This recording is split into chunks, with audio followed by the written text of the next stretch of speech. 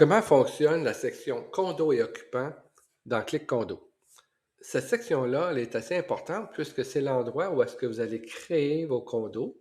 Par défaut, la personne qui a créé le compte dans Clic Condo pour votre syndicat va se voir attribuer des droits d'administrateur dès le départ et la section condo et occupants sera visible pour cet individu-là. Et c'est là que cet individu-là, ici, va aller créer des condos, rentrer les numéros de condo, remplir les noms des utilisateurs, décider des permissions, le type d'utilisateur occupant ou administrateur, c'est quoi son titre, c'est administrateur, la visibilité, si vous la connaissez, leurs intentions de visibilité, mais par défaut, c'est visible dans l'annuaire. C'est là que vous allez voir le bouton pour envoyer une invitation quand vous allez être prêt.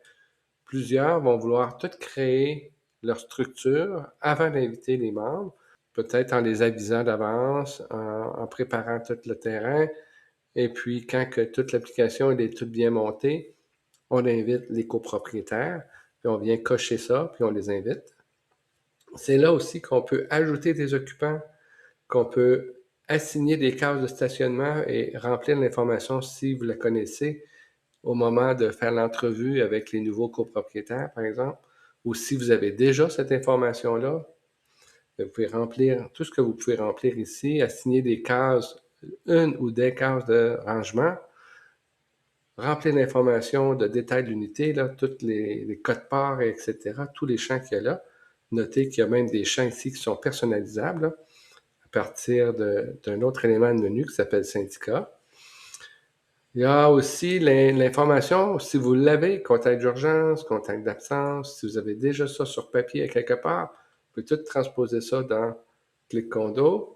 Notez que les copropriétaires, normalement, on leur cède les droits d'aller éditer ces sections-là à même leur compte.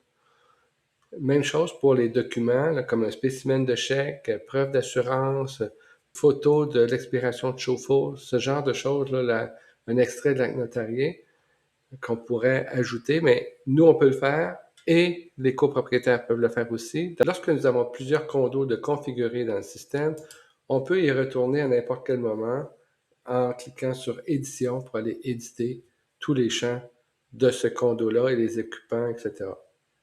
Ça résume comment fonctionne la section condo et occupants dans Clic Condo.